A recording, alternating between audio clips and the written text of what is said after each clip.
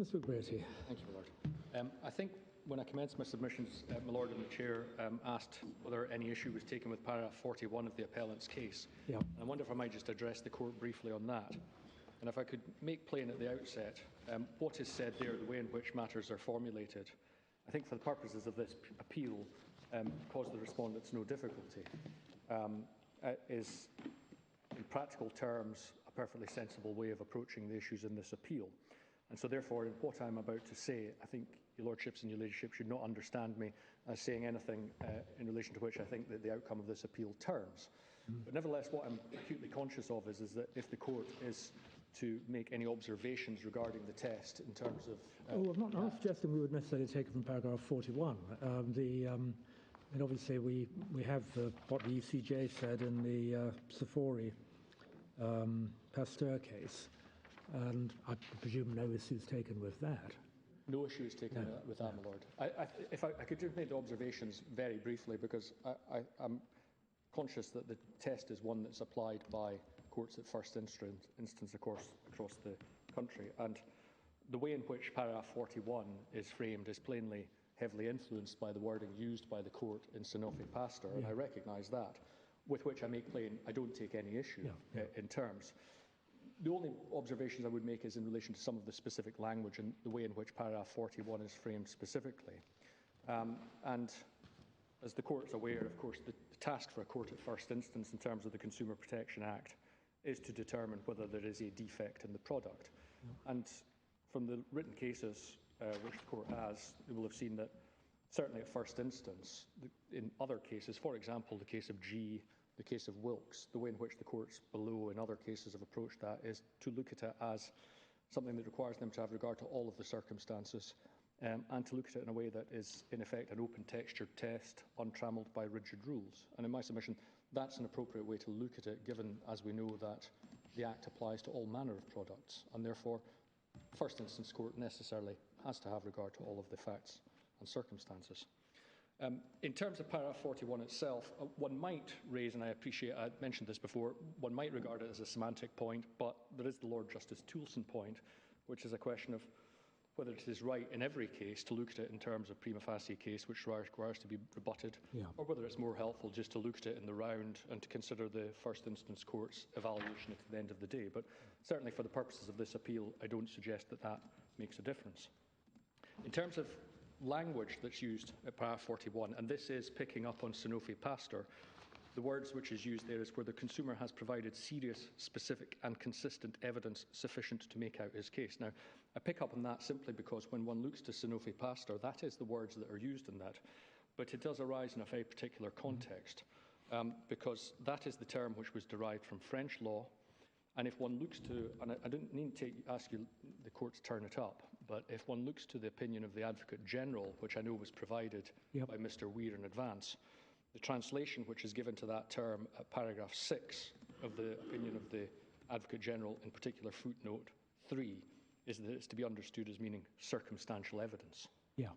And that was entirely understandable in my submission, because what was directly in issue in Sanofi Pasteur was it was a referral to the Court of Justice on a question of French evidential law. And the French evidential law was, the question was, in the absence of scientific evidence to prove the matter one way or another, was a claimant precluded, or should the directive preclude a law which allows a claimant to rely on, as the words are used, serious, specific and consistent evidence? And therefore, respectfully, my submission is the way that's to be understood is the court was considering was, in the absence of scientific evidence, was it perfectly permissible under French law to look at circumstantial evidence, which would point towards the conclusion that there was a defect. And I don't take issue with Sanofi Pasteur because it respectfully seems to me that the conclusion of the Court of Justice was entirely unsurprising in saying, yes, of course one can rely upon circumstantial evidence. It doesn't have to be scientific proof. One can rely upon circumstantial evidence. The flip side, the second question, of course, and one which was picked up upon by my Lady Rose, is that the second question considered by the court was, yes, that's fine, as long as you don't apply a presumption against the producer. One can adopt the circumstantial evidence. So that's where that language comes from, serious, specific and consistent evidence. and therefore it causes no difficulty to the respondents in the context of this case. One might question whether it would be an appropriate way of looking at every case, simply because in terms of our system of evidential rules, of course there's no difficulty about relying upon circumstantial evidence. And that, in my respectful submission, is the key difference between Sanofi Pasteur and this case, because we're not looking here at some rule of Scots evidence which somehow or other offends against the directive, which is what was key to Sanofi Pasteur. This case is really, in my respectful submission, concerned entirely with the facts of the case. And so I would question whether, if one was looking at a test in terms of the Act, whether it would be helpful to use a French term translated into English. In my respectful submission, probably not. Equally, I think the same might be taken in terms of the wording in the last line, the most plausible explanation, because again, that's taken from the French approach to things. And of course, I need hardly say that we all know that on the balance of probabilities here, having reference to cases such as Poppy M, it is not necessarily about the most plausible explanation if it turns out that the most plausible explanation is still improbable. And so I would perhaps hesitate about that particular wording. And otherwise, I would simply say that what the Lord Ordinary did was exactly the right approach, which was he considered whether there was a defect in the product. He considered it in a twofold test. He considered firstly what the entitled expectation was, and then he considered whether that entitled expectation was met. And he did so on the law that was cited to him, in particular G and Wilkes. He determined it on the basis of all of the relevant facts and circumstances in a manner which took account of everything. And in my submission, that is the right approach. It's an open texture test. The Act deals with all manner of products, and therefore the Lord Ordinary approached it in the right manner.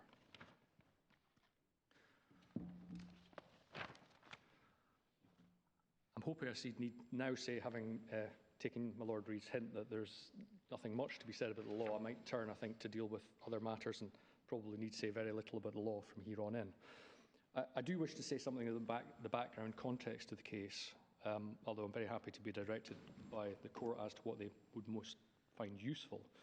But the background context, in particular, if I might just say something about, just a little bit about hip prosthesis, and separately, though, the proof itself, which was heard by the Lord Ordinary. I do so with a little hesitation because it's bound to involve me taking the court to some of the facts and background. It's inevitable. And it's perhaps not the kind of submission I might be expecting to be making before this court, but I think it inevitably requires me in order to put the respondent. It's a rather unusual appeal. So don't feel embarrassed about going into the facts. Effectively, I say it's not of the respondents doing that. I find myself going to the facts before this court.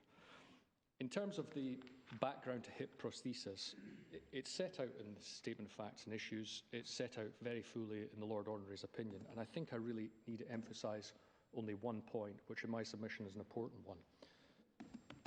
Because I think what was said by Mr. Weir was that all metal-on-metal hips are associated with a higher rate of failure.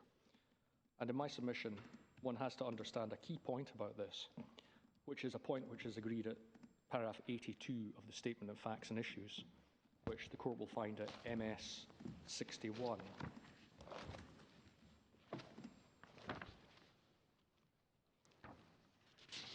And that key fact is that the reported revision rates of metal-on-metal prosthesis varied from product to product. That was established before the Lord Ordinary, there was no doubt about it. And it's to be seen in conjunction also with the evidence of which he recorded of Professor Pandit and Professor Broish, that the majority of patients with metal-on-metal implants are pain-free and are able to enjoy activities of daily living with excellent outcome. That's to be found at paragraph 164. Well, that's a very different point from the reported revision rates varying from product to product. Nobody denies that by far the majority of people have a trouble-free hip, but this point at 82 is a more important point. Absolutely, my lady. I can entirely agree, and I'm simply putting that by way of background. But the key point is that there was a wide range of revision rates. even amongst metal-on-metal hips. And indeed, the Lord Ordinary, at paragraph 164, made clear that this was a case about the Mitch accolade, and he made clear in terms that his findings in relation to the Mitch accolade did not preclude another claimant. Were there some MoM prostheses where there was better statistical evidence, either showing that actually they met the benchmark or that they very clearly did not meet the benchmark? That was adduced in the course of the proof, my lady? Yes. I would have to check on that. I can't recall offhand, my lady. I have to confess, I think that when it came to the statistics, then the majority of the evidence focused on this particular product. Right. That was really the focus of it, as opposed to the general. The importance of it to put in context is that I mentioned, I think before lunch, the question of general evidence as opposed to specific evidence. And I'll come on to say a little more about this. But it is true that there was evidence about the general attitude of orthopaedic surgeons to metal-on-metal hips. But this case ultimately was about the Mitch accolade and whether it was defective. And the specific evidence which was adduced in relation to this product related to, and I'll come on to make clear where the court can find it, but it related to notices issued in relation to the product, but also in relation to Professor Platt's evidence, which comes. But I emphasise that point at paragraph 82. The proof itself, I emphasise this about the proof. The evidence was heard over 10 days. There were various routes through which the appellant sought to demonstrate that the safety of the product was worse than the comparative prosthesis. It is important in my submission to recognise that the question of statistics and Professor Platt's evidence was not the only route by which they sought to prove defect. And in the course of the proof, the Lord Ordinary heard from a number of highly eminent experts speaking to technical subject matter. There were four main bases upon which the appellant sought to establish that the prosthesis had been defective. The appellant failed on all four, and of course only one of them forms the subject matter of the present appeal. But if I may mention the four of them briefly, simply because in my submission it puts in context the appellant's argument regarding the alleged inability to prove his case. The first of the basis was that it was argued that metal debris produced by the product gave rise to a higher risk of revision due to the development of an adverse reaction to metal debris. So that metal debris produced by the product gave rise to a higher risk of revision due to the development of ARMD. Is that simply an explanation of the way the primary case was put there?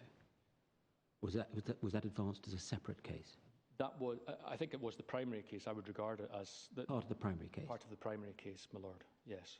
In other words, it was the part of the evidence. If I might assist in navigating around the Lord Ordinary's opinion, it was that part of the case which, in respect of which, the Lord Ordinary heard from immunologists, histopathologists, toxicologists, and effectively what the Lord Ordinary found that the appellant had established on balance of probabilities that there may be a causal link between the creation of metal debris from a metal-on-metal hip replacement and the damage, but only in a minority of cases and in limited circumstances, including high levels of exposure, and not necessarily for reasons peculiar to metal-on-metal hips.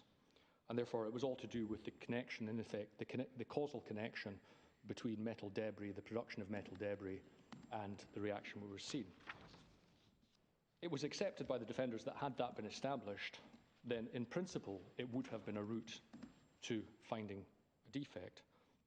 But the Lord Ordinary found that on his findings, it did not constitute a failure to meet entitled expectation because it did not demonstrate a worse level of safety compared with the comparator prosthesis. And so that case failed. The second case advanced was a case, in effect, based on a criticism of the design of the product, which was said to amount to a defect.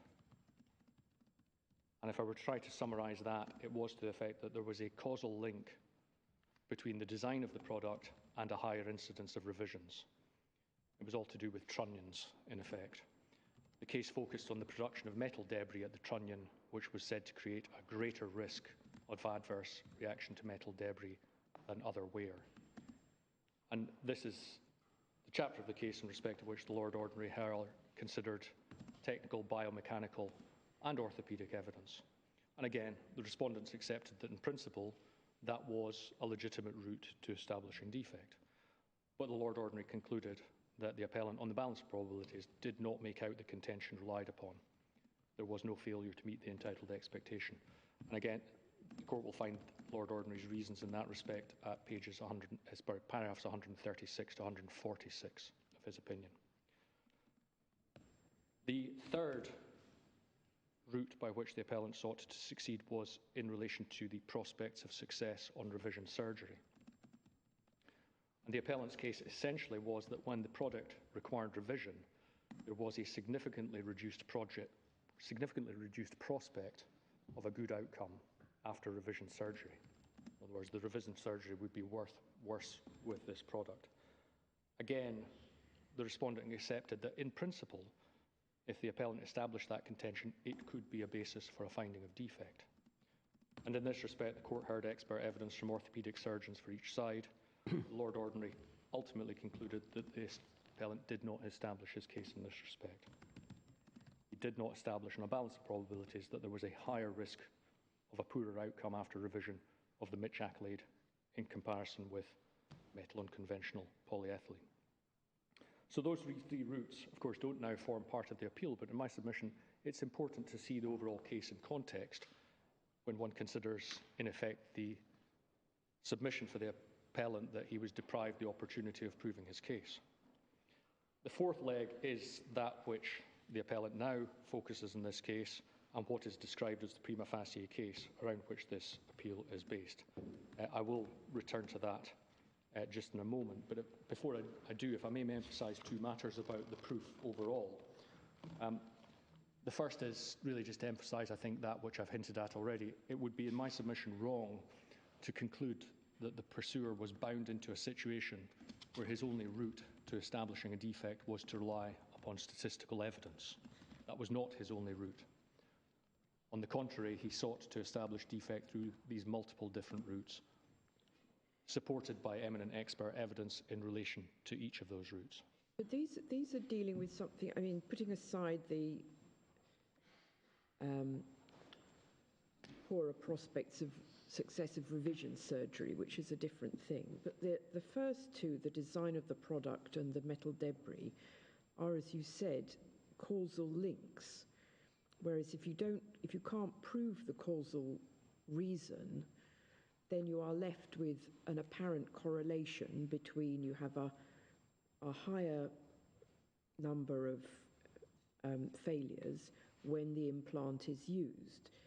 But as we all know, those kinds of correlations may be misleading in that they don't necessarily mean that there's a causal link between the two. There may be a third factor, and some of the confounding factors that Professor Platt identifies are that kind of third factor. So it's because they're mostly used in young male active patients that you might expect to have a greater failure rate, and that is an external factor which causes both the use of the metal implant and also a higher failure rate. But the first two, the metal debris and the criticism of the design, are things which are trying to show that there's not only a correlation but a causal link between the two. But once you knock those two out, then you have only the statistics which may or may not show that there is a higher failure rate, and then you have to decide, well, why is that? Is it because of the metal implant, or is there some other factor which is causing the two correlated data points? I respectfully agree, my lady. Yes. Yeah, I mean, the first one, for example, I mean, ultimately, the argument again boils down to there's a higher revision rate, and it's because of a higher incidence of ARMD, which is the result of a greater shedding of metal particles. That may be true, my lord.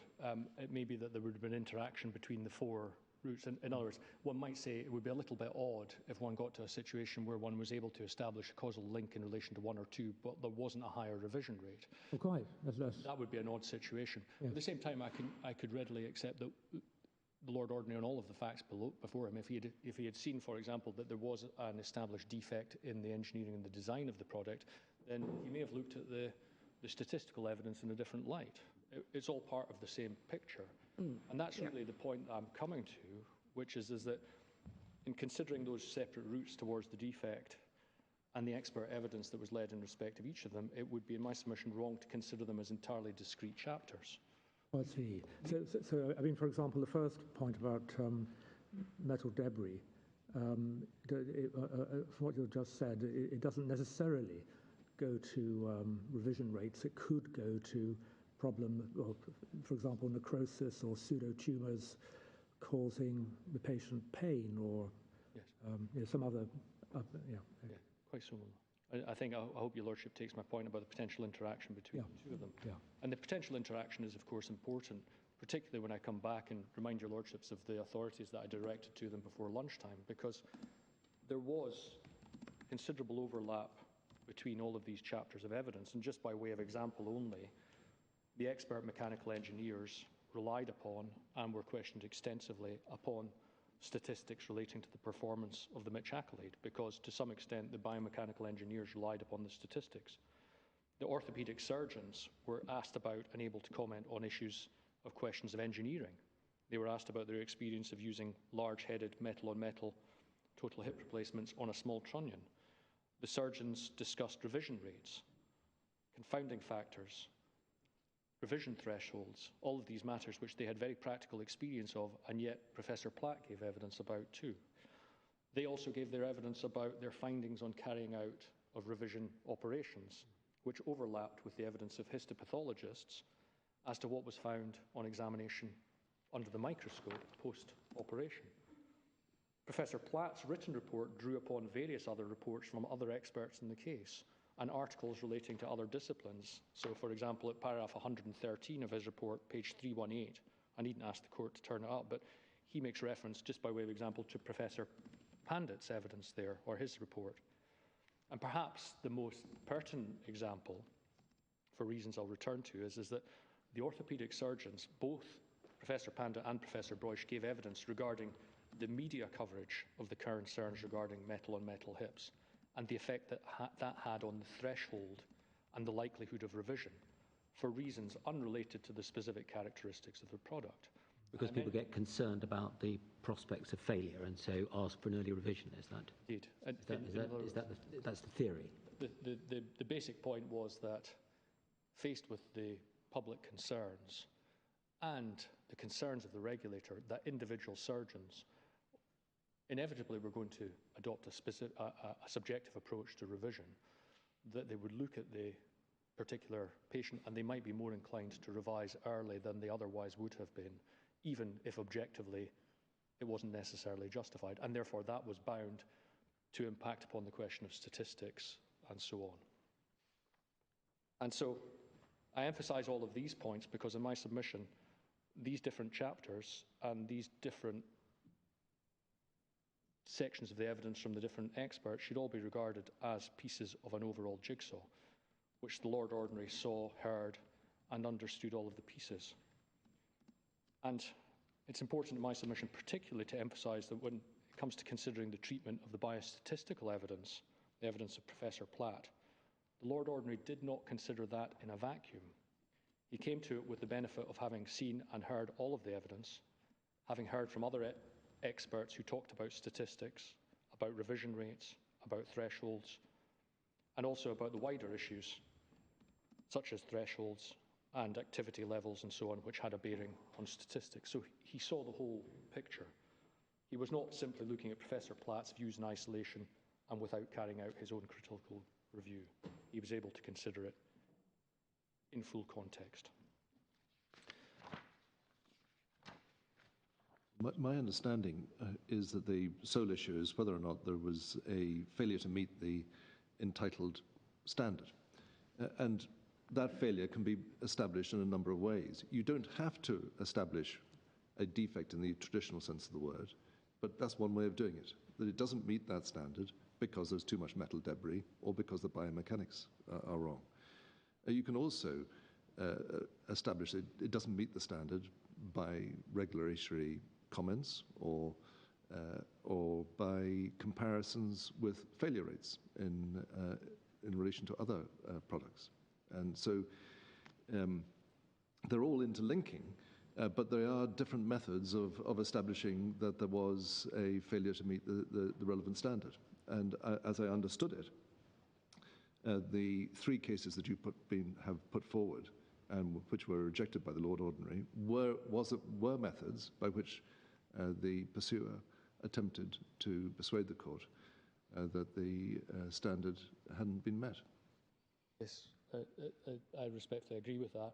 And for the avoidance of doubt, for the respondents' part, there were three other routes by which the respondents accepted that they were legitimate routes as a matter of law by which there might have been success in proving a defect. Well, prospects of success on revision surgery wouldn't relate to initial failure rate, would it? No, not necessarily, my lord, because I think that's in a sense a separate. It's in a sense a separate as well. It would be related to the question of what the outcome would be if, in other words, irrespective of what the percentage revision rate was, Indeed. If it were shown that there was a very small percentage rate, but there was an increased risk on that surgery of there being serious soft tissue damage, which would give rise to a worse outcome, then that, in principle, would lead to... That's why they're connected, because the metal debris might give rise to greater soft tissue damage and pseudotumors, which makes the revision surgery more difficult, or bone necrosis, as I understand it. Yes. Yeah. So that would have been a separate and legitimate means of advancing it. So the point I make is the interlinking. I emphasize there are four separate routes. I don't, I don't seek to suggest that one necessarily intermingles them. They're four separate routes. But the point I make about the overlapping of them is that in determining each of those four separate routes and whether or not the appellant succeeded, the Lord Ordinary had the benefit of hearing and seeing all of the evidence, and there was overlapping of the evidence. They shouldn't be regarded simply as discrete chapters upon which he heard separate and discrete evidence. If I might turn then to what the appellant describes as his prima facie case. And there are a number of factors which the appellant relies upon in order to make out that case. Some of them are general, some of them are specific to this product. There may be a question as to whether or not there is disagreement between the parties as to those factors, or it may be just a question of weight as to how much emphasis is put on each of them. Rather, having heard Mr. Weir this morning, it respectfully seems to me it's more a question of overall weight which the Lord Ordinary gave to them. If I might deal with the various factors which are relied upon, the first mentioned by Mr. Weir is the serious professional concerns raised by the orthopaedic community about the high revision rates of the product. It was accepted, there was no dispute, proof that there had been concerns on the part of orthopaedic surgeons, but that was generic evidence. The concern was about metal on metal hips generally, not specifically about the Mitch accolade. There was no specific evidence about orthopaedic surgeons expressing concerns about the Mitch accolade. There had been the general concerns, that had been followed up by notices, generic notices issued by the regulator, the MHRA, in relation to all metal on metal hip transplants. The question is how much could be taken from that, from the appellant's perspective, but it respectfully seems to me that those are all matters of agreement. Your Ladyship will find them particularly at paragraphs 83 to 86 of the Statement of Facts and Issues, and also in the Lord Ordinary's opinion at paragraphs 82 to 86. That's to be found. So the Statement of Facts of Issues is to be found at 61 to 63, electronic file, and Lord Ordinary's paragraph 82 to 86 at page 208 to 210. I emphasise that generic evidence before the Lord Ordinary, the submission which was made was that it had to be viewed in the context of the point that I've already directed the court to at paragraph 82 of the Statement of Facts and Issues. In other words, there was a wide range of revision rates, even amongst the class of metal on metal hips. So the generic evidence, But doesn't the Boston Scientific case say that if there is a technological characteristic that all pacemakers or whatever share, and it seems that that's what's causing the problem, then any pacemaker which uses that technological solution is defective. You don't have to show that either that individual pacemaker as installed or the particular brand was defective. If it's shown that pacemakers using some particular, I don't know, titanium diode or something, that's causing a problem, then every pacemaker that uses a titanium diode is tarred with that brush, isn't it? In my submission, one would have to look very carefully at the Boston Scientific case and the facts of it, because in my submission, the result in Boston Scientific is entirely unsurprising. What it concerned was two different products, a pacemaker and an ICD. Some of each were agreed to be defective, and the case concerned products of the same design and from the same manufacturing batches. It was not possible, they had been implanted in patients, and it was not possible to identify which were defective once implanted. In other words, there was a group of patients who knew that they had implanted in them a device which may be defective, may not be defective, and importantly, if it was defective, it was potentially lethal.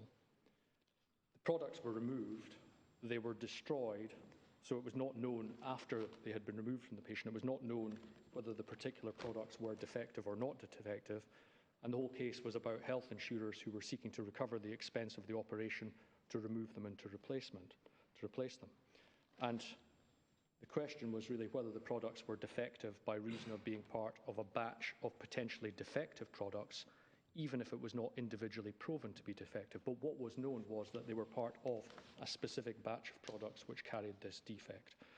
And therefore, the court found that they could be found to be defective, even though you couldn't tell whether the particular one or wasn't, but it was a specific. So it's a difference between a particular Mitch Accolade prosthesis and all Mitch Accolade prosthesis, as opposed to a distinction between Mitch Accolade prostheses and all metal-on-metal ones. Precisely so. But if it's the fact that it's metal-on-metal that causes the problem, then why shouldn't that be enough to establish that the Mitch Accolade ones are problematic?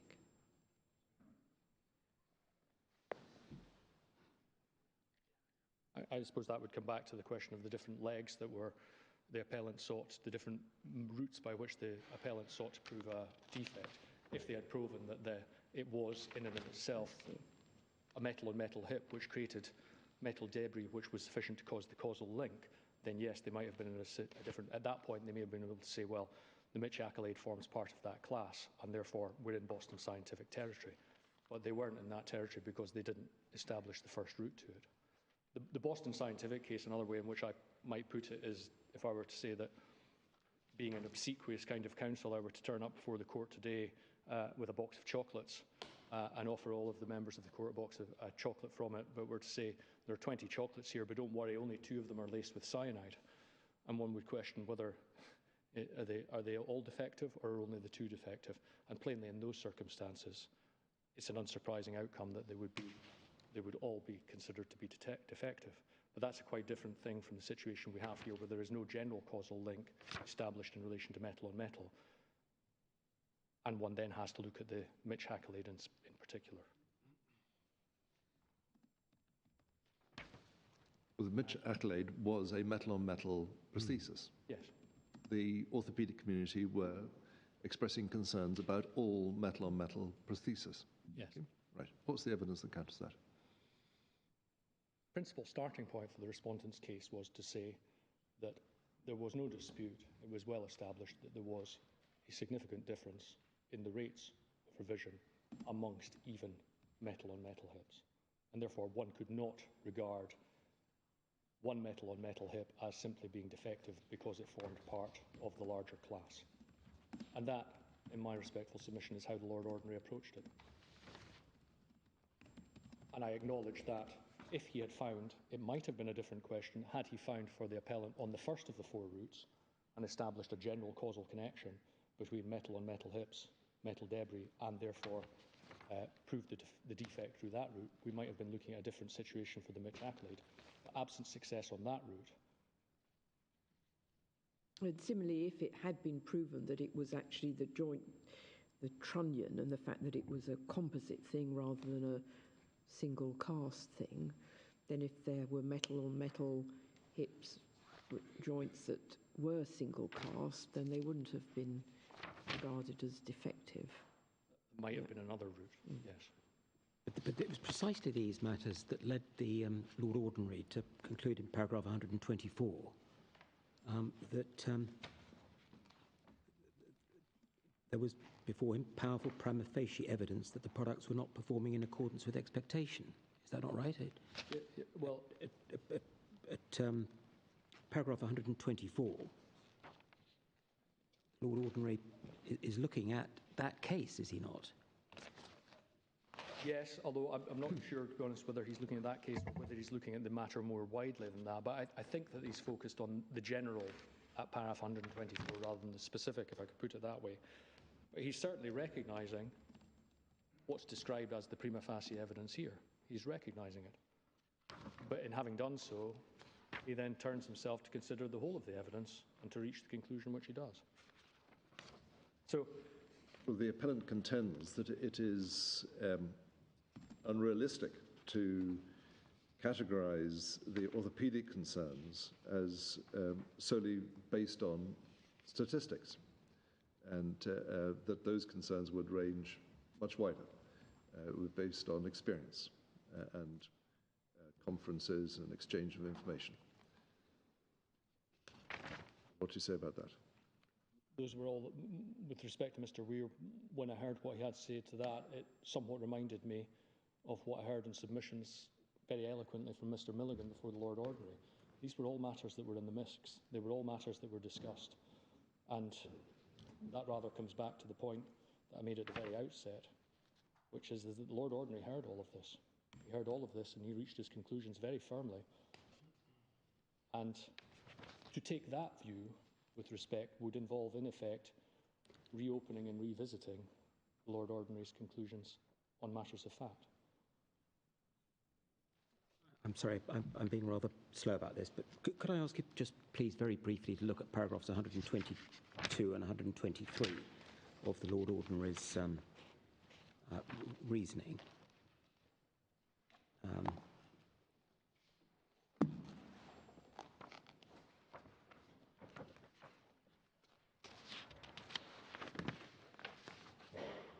In 122 and 123, as I understand it, the Lord Ordinary there sets out the case which is being put and addresses it in pars. And then draws his initial conclusion at 124, yes, based on all of this. Yes. That these concerns, followed by the issuing of the official alert, the withdrawal from the market of the entire range of products, constitutes powerful prima facie evidence that the products were not performing in accordance with expectation. The Lord Ordinary then goes on to say, but it isn't necessarily the same as not performing in accordance with entitled expectation. What's your submission about the distinction the Lord Ordinary is drawing there? In my submission, in order to understand that properly, one has to bear in mind everything that's gone before in the Lord Ordinary's opinion, because what he'd already narrated in that sense was the fact that the purpose of the introduction of metal-on-metal hips, alongside other new forms of prosthesis, was in an attempt to solve the existing problem, in other words, early failure rate. And therefore, there had been a hope that they would perform in a way that improved upon what that had gone before. And therefore, what he was saying in my submission is that they weren't performing in accordance with expectation. In other words, there may have been aspirations. Another word might be to use aspirations. There may have been aspirations for how these would perform, but that's not necessarily the same as entitled expectation. What he's doing in my submission is to draw a distinction between, on the one hand, expectations, hopes, aspirations, on the other hand, entitled expectation, as is rooted in the Act. And of course, we have the test in terms of the Act, and there is no dispute about the entitled expectation, as we know, because of paragraph 119 is where he deals with that. And in effect, the entitled expectation is that this prosthesis would perform no worse than the comparator prosthesis. And therefore, in effect, what he's saying is it may not have met the aspirations, the hopes, the expectations, but that's not the same as whether it meets what is now the agreed test of entitled expectation. And what he then goes on to say is that in assessing whether the latter has been established, I am able to proceed with the benefit of hindsight and to have regard to material that is now available was not available in 2012 when metal-on-metal total hip replacement ceased to be used. And in my submission, the point he's making there is that in 2012, when the orthopaedic community in effect stopped using metal-on-metal, it may have been premised on certain facts known to them or believed to be true by them in 2012. He has the luxury and the benefit, having set the entitled expectation test as at the date of supply, in considering whether it was met, he's looking at it from the perspective of 2019 and all of the evidence which is available to him at the proof. But isn't that a mixing of two concepts? Because the entitled expectation is objective. Yes. He's already established that at, earlier on at paragraph 119. And but whether there's a failure to comply with that expectation brings in up-to-date evidence, but it is on the balance of probabilities. And so I have difficulty myself personally about the lack of the word entitled in the first sentence of paragraph 124.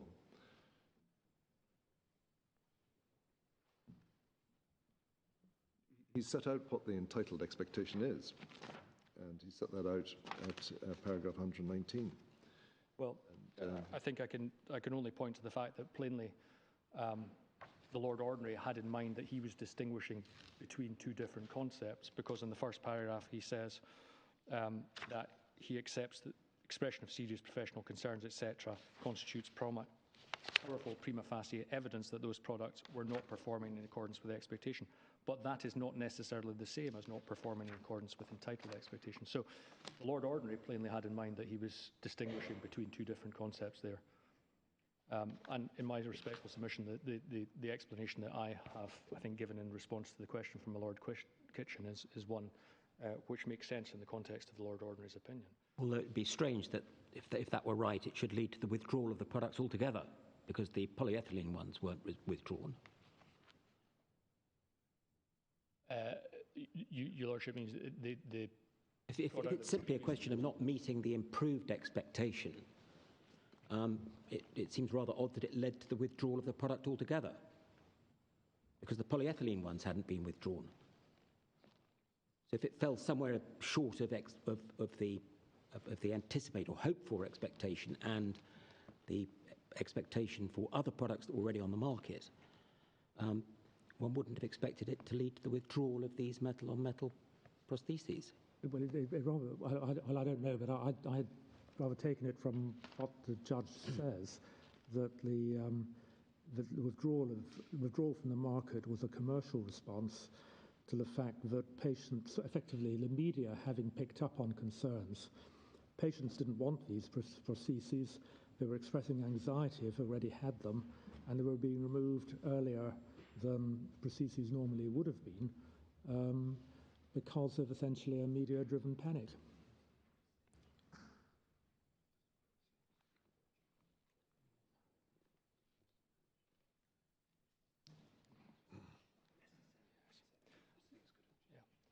Mr. Antelm is helpfully reminding me that, of course, and if I may say first of all, I respectfully agree with what my Lord Reid says, in the sense that yes, that wasn't, and it was an important part and tract of the evidence about the way in which these concerns had developed, the way in which regulators' notices had been issued, what the response to that was by the media, by individual patients. And there was detailed evidence from both professors, Pandit and Broish, as to the response to that, the lowering of thresholds. And indeed, it was brought right up to date in the evidence of Professor Pandit in particular, who had been at the cutting edge of the research, who had in effect come to the conclusion that the thresholds had been dropped too much. Mr. Antelm reminds me as well that another aspect of the language used here is that one would have to remember that there was a difference in the dates between the setting of the entitled expectation, which is at 2009, because that was the date of the supply of the product to the appellant, on the one hand, and on the other hand, the question of the date at which the concerns of the orthopaedic surgeons emerged, which seemed to be focused more around the period around 2012. So that's another aspect which one should bear in mind in looking at the word. I also just don't understand why serious professional concerns, followed by the issue of an official alert and the withdrawal of the market of an entire range of products, doesn't constitute powerful prima facie evidence that those products were not performing in accordance with the entitled expectation. I just don't understand why that should be. As to why it shouldn't? Yeah, why it shouldn't be. It might be that he's saying some people thought that they were not performing in relation to their expectations, and the test is objective. But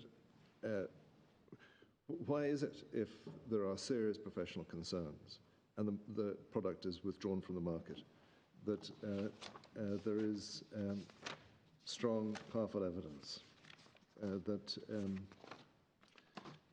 the product its level of safety is worse when measured against existing non-MoM products?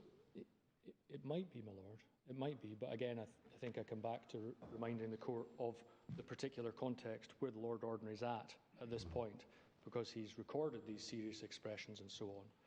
And then what he does is go on to deal with the four legs of the case, which were advanced by the appellant, the first two of which were generic, and effectively he discounts the generic aspect of it, which leads him to look on to the specifics and looks ultimately onto the Mitch accolade.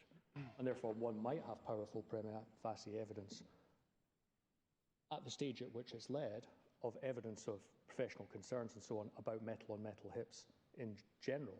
But if one again gets to a stage where the Lord Ordinary finds that, in fact, first of all, there is no general causal link in terms of the first route, and on the back of that, there also is a distinction between the revision rates for particular products within the class of metal, then I'm not sure it really matters whether one describes that as powerful prima facie evidence or whether one simply says that in the evaluation at the end of the day, one gets to a stage where whatever the value of that evidence to the appellant, it was negated by the evidence which was led by the respondents.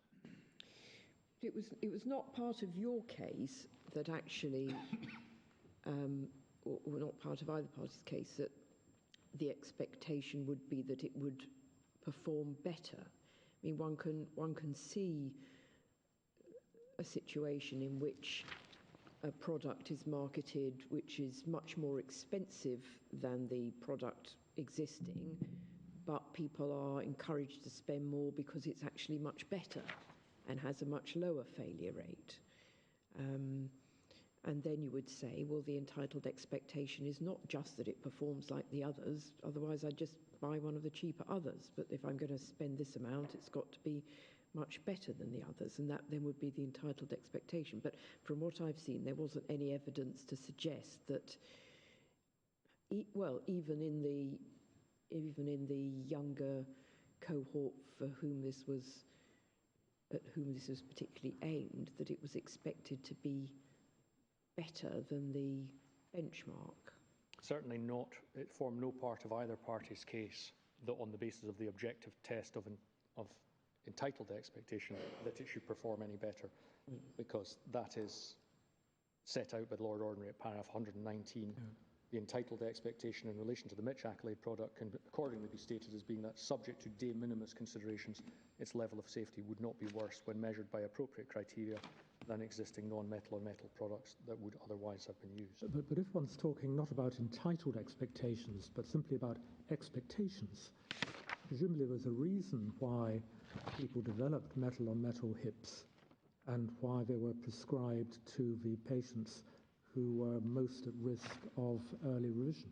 Yes, yes. In the same way as there were other products developed at the same time, ceramic on ceramic, highly cross-linked polyethylene, the aim amongst those developing these products and the orthopaedic community had been to improve on the existing product, in particular in relation to those who were susceptible to early revision. And that in general terms, although there was multifactorial, but in general terms that tended to be the younger and more active cohort of patients. Certainly at paragraph 31, EF 190, Lord Ordinary refers to a 1995 conference which attended by leading experts, at which a consensus statement emerged to the effect that long-term wear rates of MoM hip prostheses were typically up to 20 times less than polyethylene wear rates. Yes.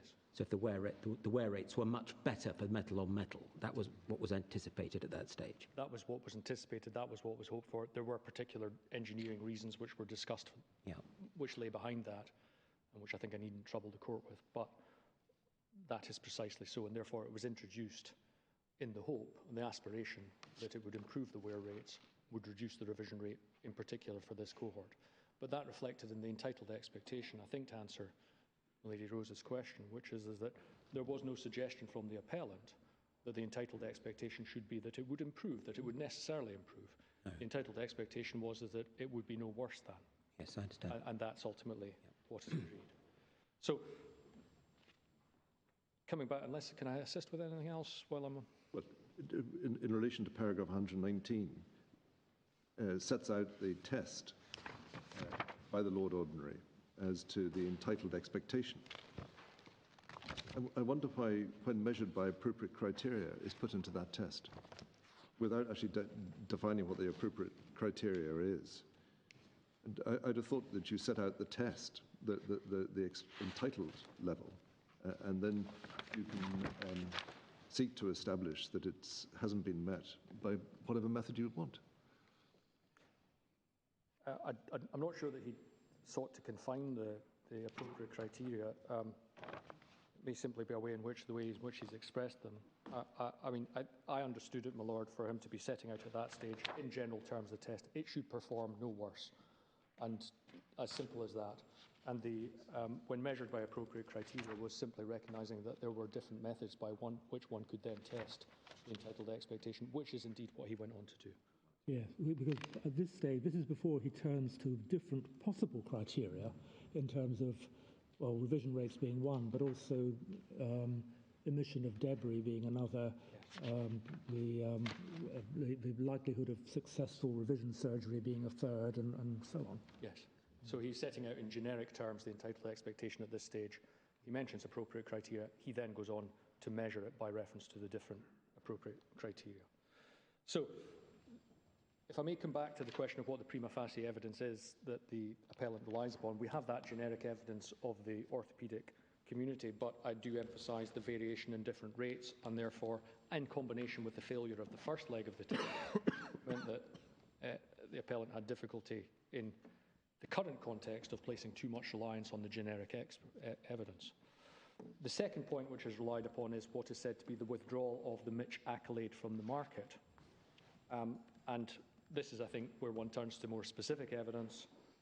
In this respect, in my submission, it's important in looking at the Lord Ordinary's opinion to differentiate between, on the one hand, withdrawal from the market due to commercial concerns and the dropping of sales, and on the other hand, alerts regarding the performance of the product. On the Lord Ordinary's finding in my submission, it is true that the product was withdrawn from the market, but the Lord Ordinary made very clear his findings about the reasons for that and the timing of that. He did not find that it was withdrawn due to concerns about high revision rates or its performance. Those concerns about high revision rates came in 2012. By that time, the Mitch accolade had already been withdrawn from the market. This is all a matter of, I think, set out at the Statement of Facts and Issues, paragraphs 73 to 76, and your Lordships and your Ladyship will find that at MS 58. The essential point is that in 2011, the product was withdrawn on the basis that the sales of it were reducing significantly, and I accept that that was due to concerns more generally about metal on metal prosthesis. But it was partly that, and partly on the basis that the first respondent, having taken over the business, no longer wished to do business with the second respondent, who they considered to be a major competitor. So there were two reasons for the withdrawal. Importantly, it predated 2012. The third leg of the prima facie case relates to notices issued about the Mitch accolade itself. And I, on behalf of the respondents, readily acknowledged at proof that this was evidence that fell into a different category.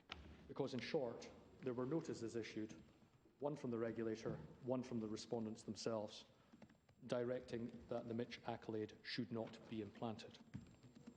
In effect, the regulator was saying, do not use this product.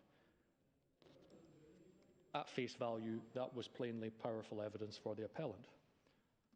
In preparing for the proof, I think it can be assumed that I had that down in the bad fact column. And it is, though, in my submission important to understand what the basis of those notices were. And it may be as well just to take the court directly to the two relevant notices so that there can be no doubt about it. The first is to be found at electronic page 542.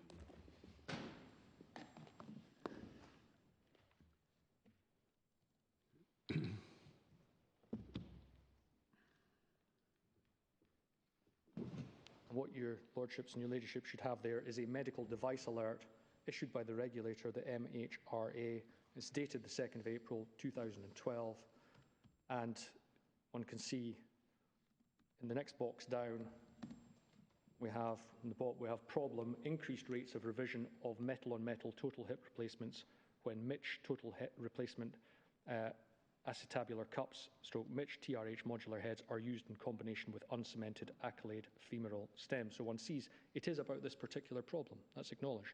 The action on the right-hand side, as was noted by the Lord Ordinary, is stark. Do not implant Mitch TRH acetabular cups, Mitch TRH modular heads in combination with uncemented accolade femoral stems.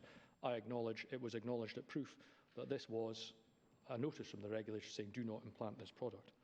The basis for it is important in my submission to recognise, because at the following page, one sees page 543, the heading problem. And I won't read this out word for word, but what one there has is, in effect, a narration from the regulator of an analysis of data from the National Joint Registry relating to various products within the same range, but also particularly the Mitch accolade. And the key point in my submission, and this was the submission at proof, is in relation to the 3 bullet points which one sees about halfway down the page, and one sees the further analysis of the NJR data by the respondent itself, produced 3 bullet points, and the second bullet point is the key one. Mitch TRH with uncemmented accolade, revision rate of 10.7% at 4 years, based on 271 patients recorded by the NJR. That was the key statistic. And the point that I make about this, again, the point that was made at length before the Lord Ordinary, was that, yes, there was a notice from the regulator, but it was important to appreciate the reason for that. The reason for that was a statistic.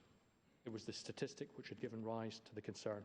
And the statistic, for the avoidance of doubt, the 10.7 at 4 years, the comparator with the, if one were just to take as a comparator with the NICE guidelines, that was 10% at 10 years. In other words, broadly 4% at 4 years, and therefore, at face value, the revision rate for the Mitch accolade was high. That statistic was also reflected in the actions of the respondents by issuing then, later in the same month, a field safety notice. And the court will find that at page 565 of the bundle.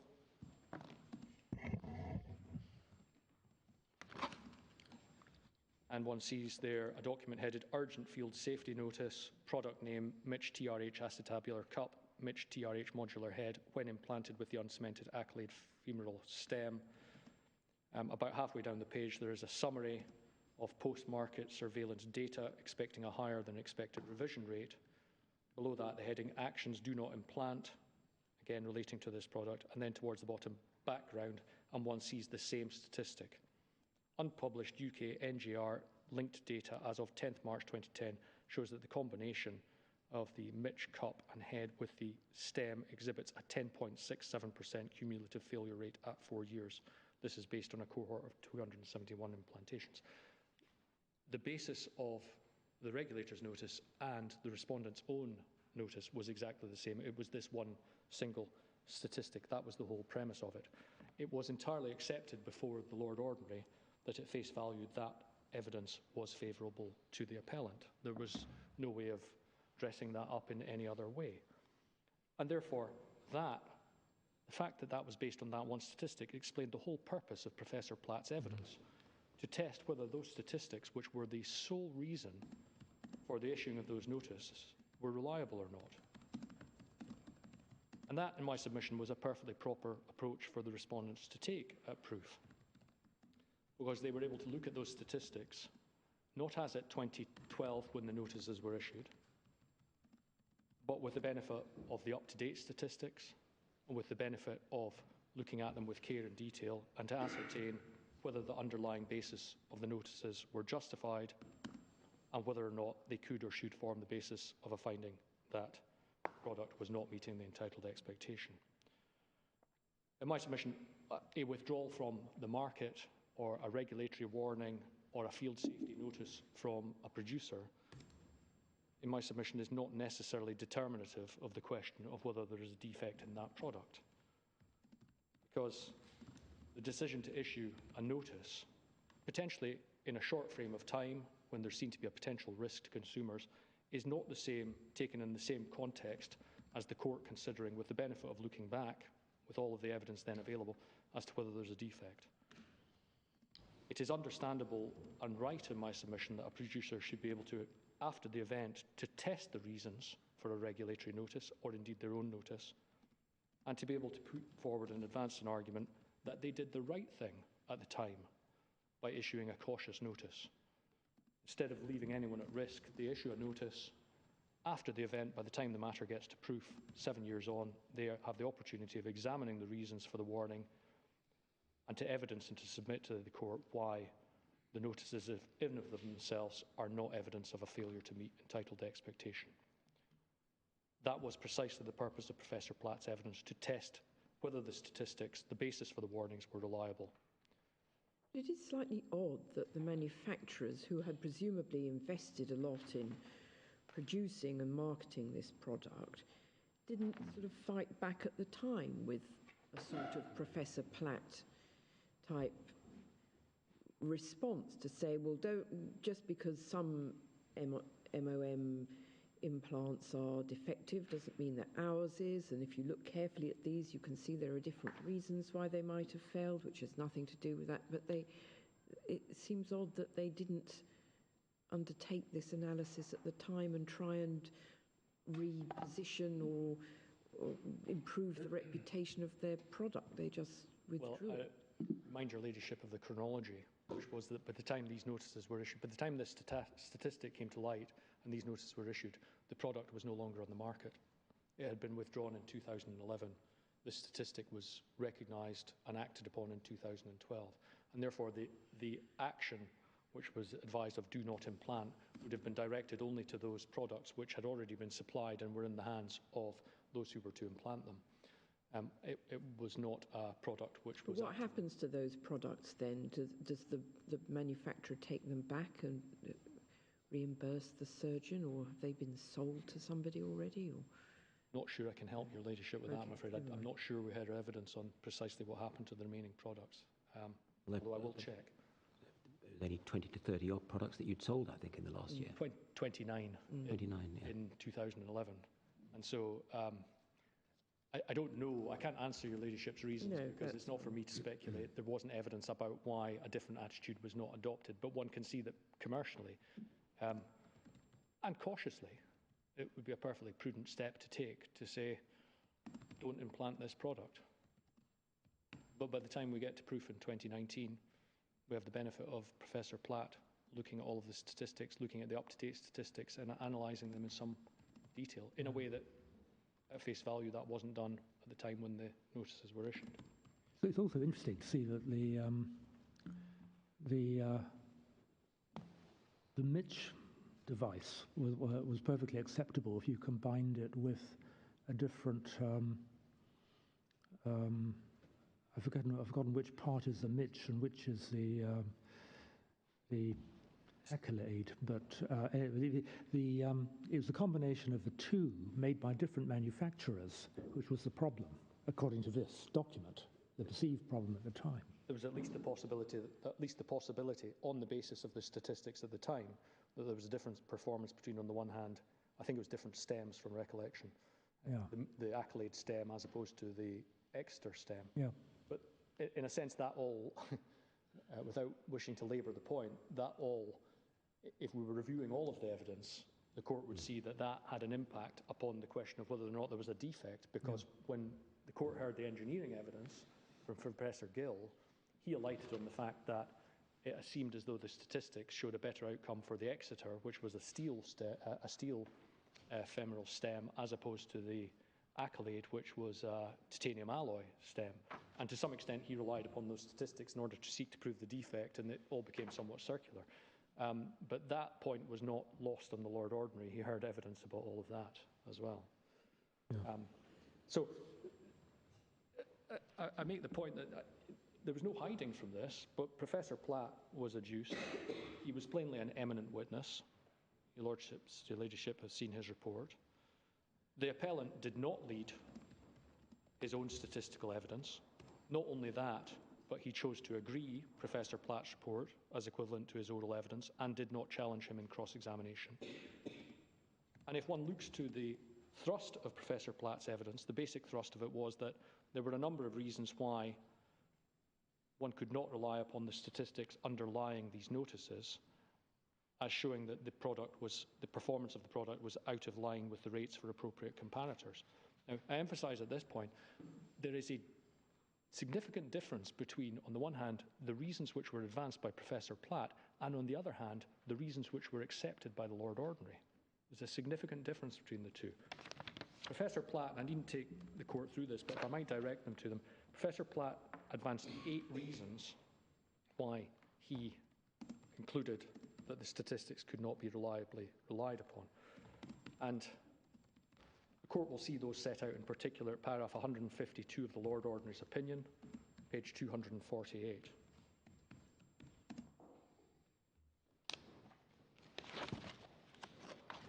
And if I might just draw the court's attention to one of those, so paragraph 152 at the foot of page 248.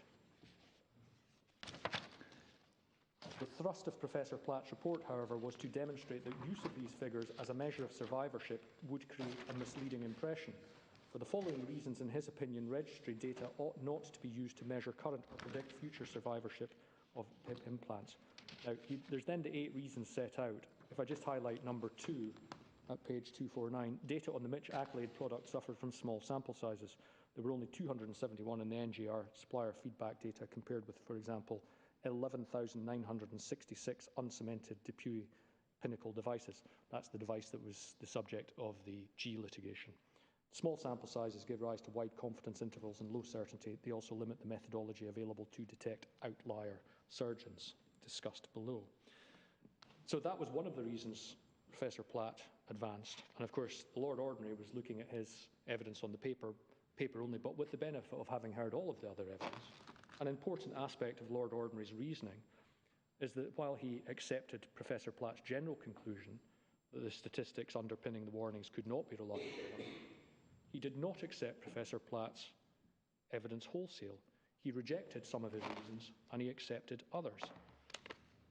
The fact that he felt able to do so without having heard from Professor Platt in person might be thought to reflect the confidence that Lord Ordinary had, having heard all of the other evidence which had a bearing upon this matter. But importantly, one sees the Lord Ordinary's reasons at paragraphs 154 to 156, which start at page 252 electronically. The point that I make, and to give it in advance, is that of the reasons that he did accept, small sample size wasn't one of them. Small sample size, which is of course what the appellants complain of, was not one of the reasons which the Lord Ordinary accepted on the basis of Professor Platt's evidence. So if one looks at paragraph 154, what the Lord Ordinary says is, I find some of Professor Platt's objections to the use of registry data to measure current or predict future survivorship more persuasive than others. It may be that this is a manifestation of the difference between proof to scientific standards and the civil legal standard of proof on balance of probabilities. I think we can, unless there was any doubt about it, we can see from that that the Lord Ordinary was very clear about the standard to which he was applying to this test. And he says, I would not, for example, dismiss use of NGR data merely on the ground that the register was incomplete, unless there was evidence that the omissions created bias one way or another. nor would I regard difficulties in predicting future revision rates as a reason to refrain from reaching a view on survivorship, and so on. The remainder of that paragraph, he effectively expresses doubts as to some of Professor Platt's reasons. But at paragraph 155, he then goes on to say, I am, however, convinced by Professor Platt's other reasons that the available evidence in relation to revision rates of the Mitch Accolade product is not sufficient to establish that it has a materially lower survivorship than other available products or national standards. And he goes on to detail those. I won't read out the whole of the remainder of paragraph 155 and 156, but essentially, to summarise it, he relied upon three factors. The first factor was the existence of outlier surgeons, and outlier surgeons simply reflects the fact that a decision to revise is a subjective one by a surgeon. It may be affected by different factors, for example, approach to risk, thresholds for revision. And if surgeons differ significantly from the mean, then for statistical purposes they are disregarded. The Lord Ordinary had heard evidence, I should mention, not just... With the outlier surgeons, I thought that they were outliers because more of the hips that they implanted ended up having to be revised. More of the hips which they implanted were revised by them. Were revised by them? Yes. In other words, they revised a higher proportion of hips compared with other surgeons to a statistical degree, which meant that they were a certain amount out with the mean revision rate for other orthopaedic surgeons. The Lord Ordinary, I should say, had heard evidence on outlier surgeons, not just from Professor Platt, but also from Professor Pandit and Professor Broich. And it was also established in the evidence from them that this was not simply an approach which was adopted by Professor Platt. It was a recognised approach which was adopted by the National Joint Registry. I suppose the fact that they were outliers might reflect on their skill in initially implanting, or on their subjective view as to whether it was necessary to revise. Precisely so, my Lord. The simple factor is that the key point is that when they are so far from the mean, one takes them out of account because it may reflect a factor other than the performance of the product in and of itself. Do you take out outliers in the other direction? Yes. As it happens, there weren't any. There weren't any. Weren't any. But yes, one would take them out in both directions. And do you, I put you the same question I put to Mr. Weir, do you know whether, or was it discussed whether in arriving at the nice benchmark of 10% over 10 years, that had involved removing outliers? Yes. I could put it this way, my lady, that a prosthesis, if one takes the NICE guidance, then the approach of ODEP, which is the Orthopaedic Data Evaluation Panel, was that a prosthesis would fall within the NICE guidance. Well, let me take this as a starting point. A prosthesis would fall within the NICE guidance if the confidence intervals fell within the NICE guidance. As I understand it, the outliers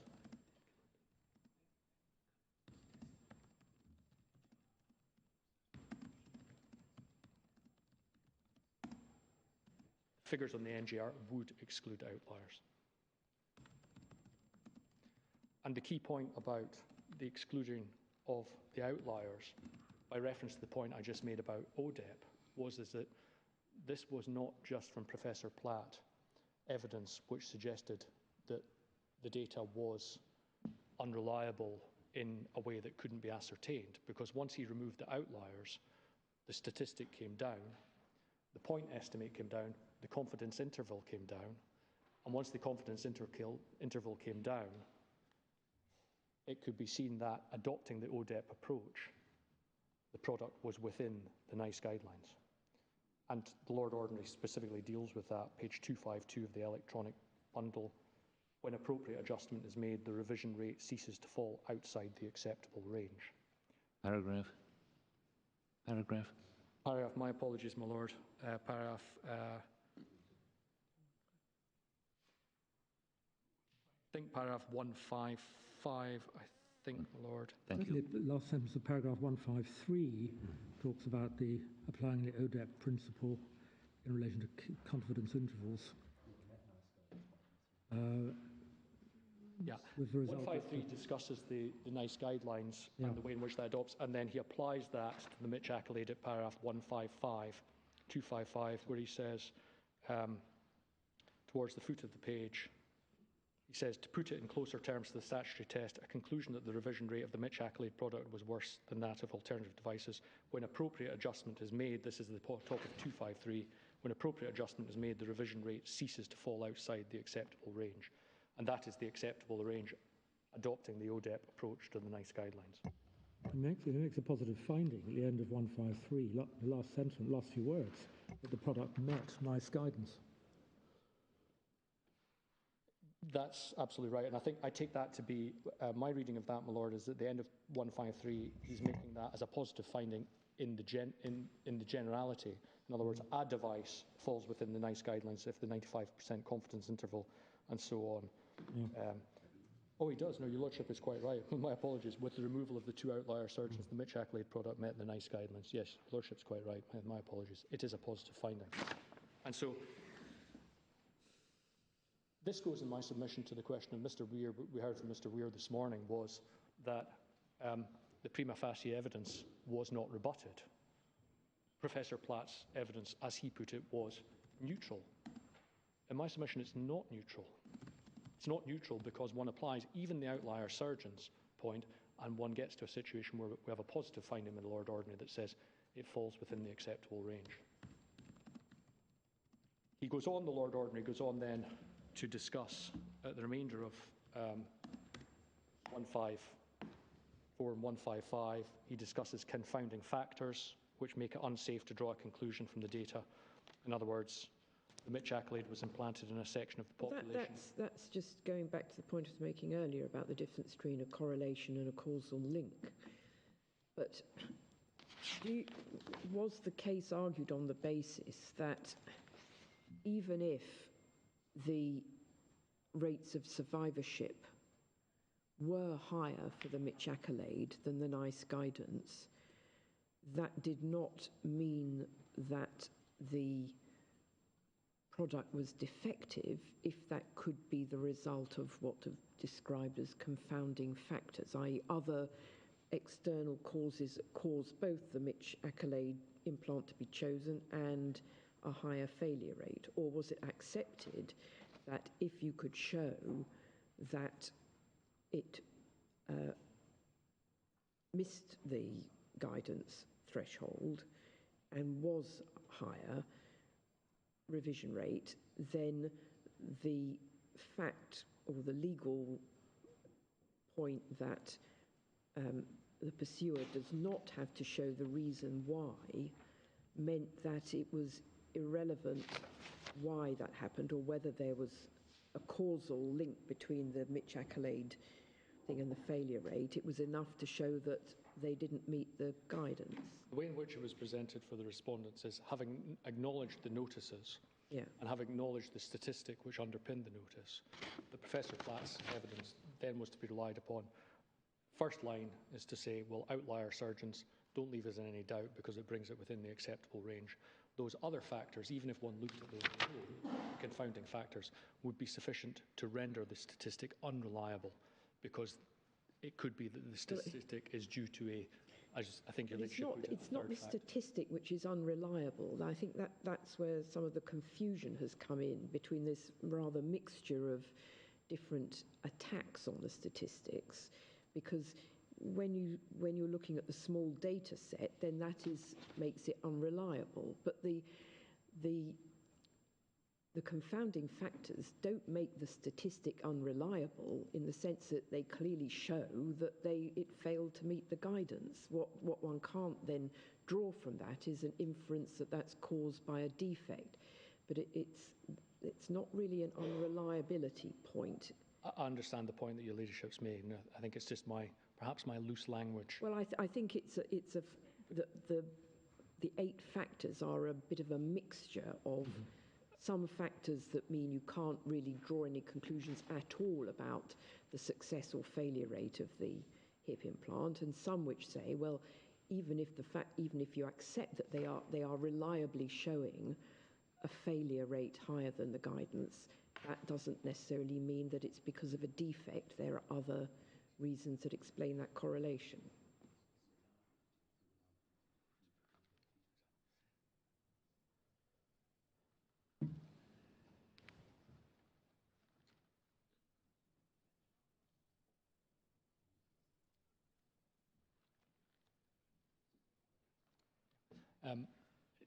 I understand entirely the distinction Milady makes.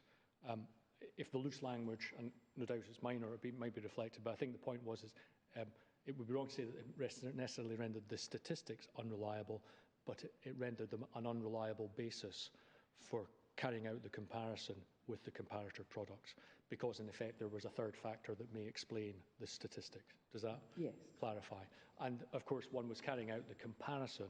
The other point is one was carrying out the comparison not merely with proof. The argument for the respondents was it's not merely appropriate to look at the NICE guidelines in per se, but one was carrying out a comparison with the product which would otherwise have been used, which on the respondent's case was metal unconventional polyethylene. So one was looking at those. But I take your ladyship's point. I think, as I read the Lord Ordinary's opinion, when he comes to deal with confounding factors, I think that I understand him to be expressing the view that he accepts Professor Platt's evidence that the confounding factors were such as that one could not rely on the statistics, not the statistics were unreliable, one could not rely upon them in order to carry out the comparison with the appropriate. Well, in order to establish that the reason why the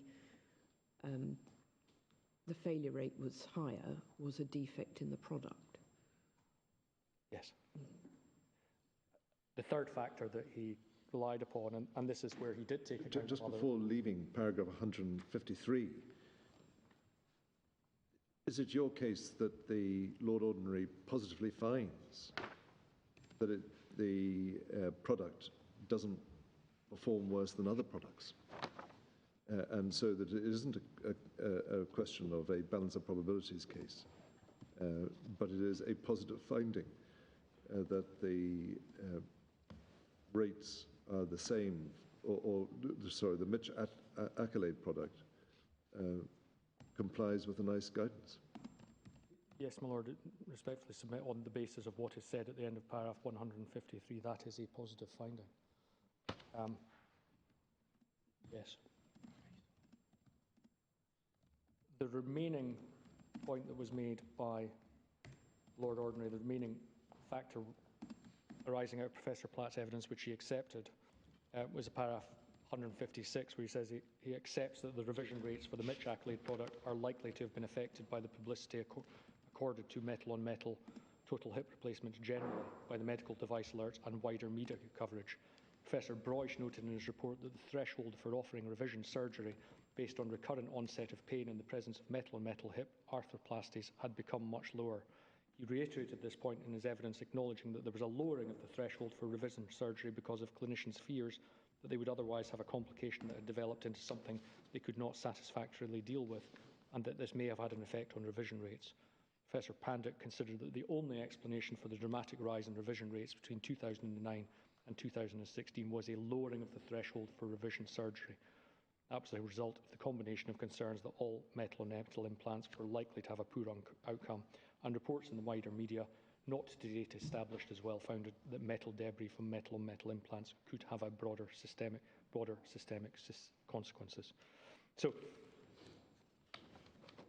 that was the third reason in effect, and it touches upon the point that I think my Lord Reid raised earlier on, which was it was accepted in terms by the Lord Ordinary that the threshold, the lowering of the threshold due to the general public concern was a matter which would have affected the revision rate. And that was a further reason why one could not rely upon the statistics to reliably compare the outcome of the Mitch Accolade with comparator products. I think it's another example of the point that Lady Rose made a few moments ago. If you look at the second last sentence, these factors will have had the effect of increasing the revision rate for reasons other than the performance of the product itself. Yeah. So. Quite so. The point I make about all of this is that, well, 2 points really. One, this was all matters which the Lord Ordinary, these are all matters which the Lord Ordinary determined, having heard all of the evidence, one can see that he had regard not just to Professor Platt, but in the paragraph I've just read, he expressly takes on board the evidence of Professor Pandit in particular, but also Professor Broish. He's had the opportunity of hearing and seeing all of that evidence. He has had the opportunity of considering Professor Platt's report in the context in which it was put, in other words, in amongst all of the other evidence. He has felt able to reject some of Professor Platt's reasons, to accept others, and to make positive findings of fact. And what one can see is that in the reasons which he accepts of Professor Platt's reasoning, there is no reference to small sample size. And that is where the respondents say that underpinning this whole appeal is a false factual premise, because that was not one of his reasons, small sample size. The appeal proceeds on that false factual premise. And what seems to be suggested is that small sample size prevented the court from being able to establish the reliability of the use of the statistics as a comparator, one way or another. But even leaving aside that the Lord Ordinary did not make a finding on small sample size, there is nothing that tells us what the difference would have been if there had been a larger sample size. It suggested that the problems regarding outliers would have been removed, confounding factors would have been removed. There was simply no evidence to that effect. The appellant didn't take issue with Professor Platt. They didn't cross-examine him. They didn't lead their own statistical evidence. They didn't explore what statistics would have been shown, would have arisen had the sample size been larger.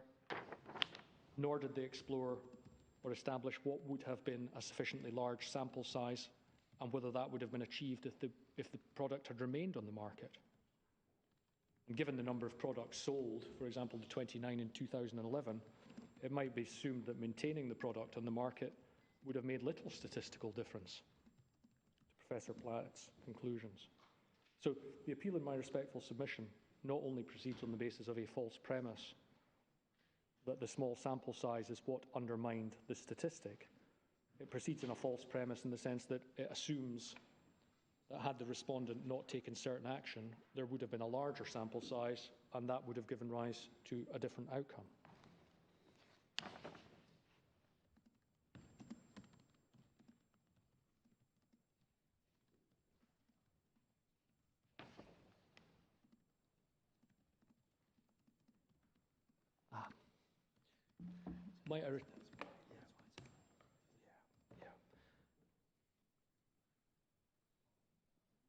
Might I return to the question that my Lord Stevens asked me, because I think I may have given a misleading answer, which I could correct. Paragraph 153, I think it would be fair to say, it's pointed out to me that one might read, I think one can read paragraph 153 as Lord Ordinary summarising Professor Platt's evidence.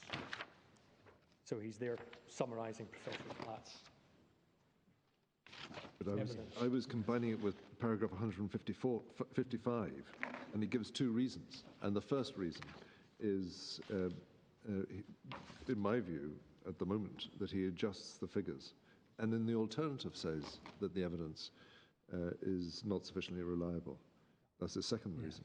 Well, that was the reason why I adopted paragraph 155, because he does expressly say when appropriate adjustment is made, the revision rate ceases to fall outside the acceptable range. Now, respectfully, seems to me that taken together with 153 might be regarded as a positive finding, but I just wish to be clear because my Lord Stevens had directed me specifically to paragraph 153. Thank you. Yes, I think you're right. I think I have accidentally led you into that mistake. Probably my fault for automatically agreeing with everything my Lord Rees says. Well, that's certainly a mistake.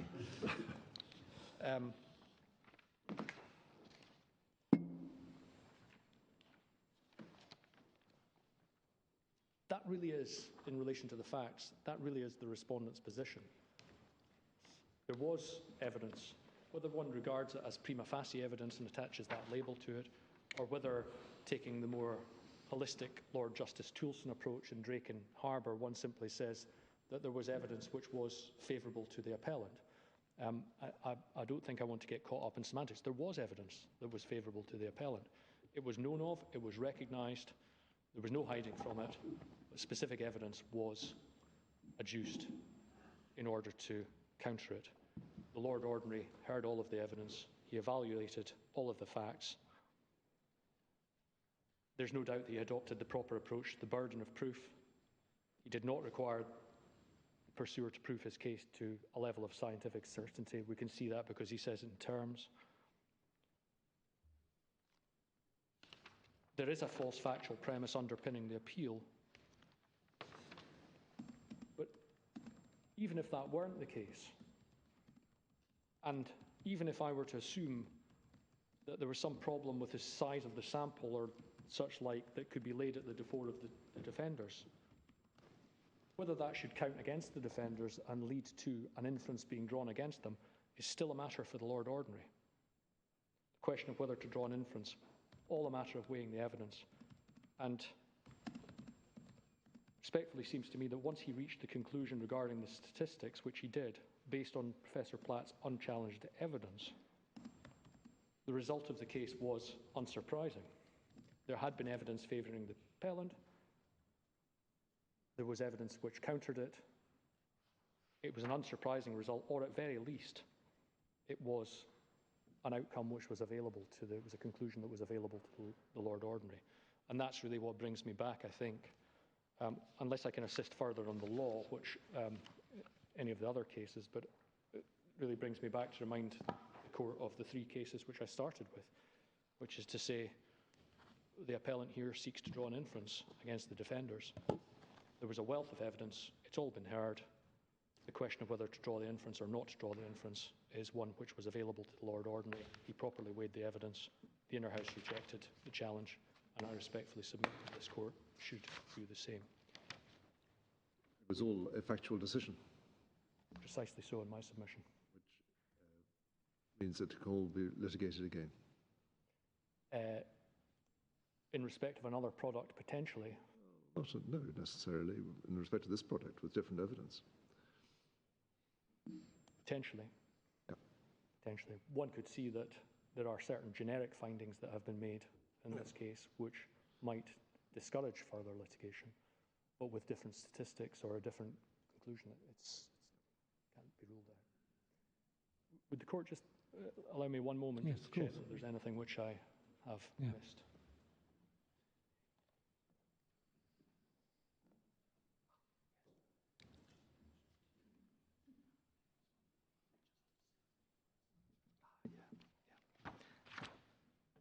I did forget something, so with my apologies if I may say something else.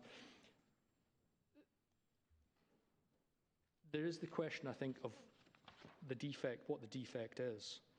And I simply make this point, and it really ties in with everything I've said about this being a factual decision for the Lord Ordinary. But in my submission, the appellant doesn't clearly identify what the alleged defect is, nor does he ask this court to specify it. This is a point that was raised before the Lord Ordinary and the Inner House, and if the court were against me in my submission, it remains an issue.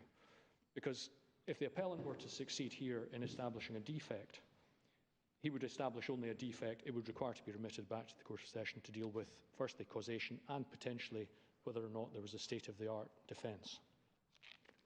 And the Court of Session then would have to be clear about what the defect is in order to be able to consider the individual case, for example, of causation. And if what is being suggested is that the defect comes about as a result of a higher revision rate, well, that's one thing, but it respectfully seems to me that one may have needed before the Lord Ordinary to specify more precisely what that exactly means. So, for example, I'll just take three examples. Do the reasons for the revision form part of the defect?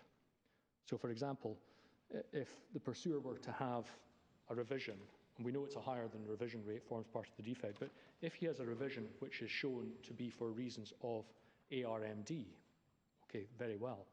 What happens if there's a higher revision rate, but there's an unconnected reason for his revision? So, for example, infection or something like that. So the reasons for the revision might require to be incorporated within any specification of the defect. One also might question whether the size of the increase in the revision rate would require to be specified. In other words, to what extent is it greater, and to what extent does that what extent does it require to be greater in order for it to be a defect? I'm sorry to interrupt, but I'm just to slow down a little bit so we can think about this. The pursuer has to establish that the product is defective, and the agreed criterion, so far as we're left, the one that we're left with in the case is a criterion of a higher than standard revision rate.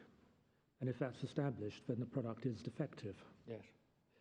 But I'm not sure why we need to know what the defect is, or whether we're in a position to say what the defect is. Well, I think my point is exactly that. This court, if the Lord Ordinary had been against the respondents and had been inclined to find a defect, in my submission, this is the kind of matter that he would have required to go into and to specify to a greater extent. So, for example, to what extent is the revision rate higher? By what extent is it required to be in order to constitute a defect? He would have required to establish that as a matter of fact.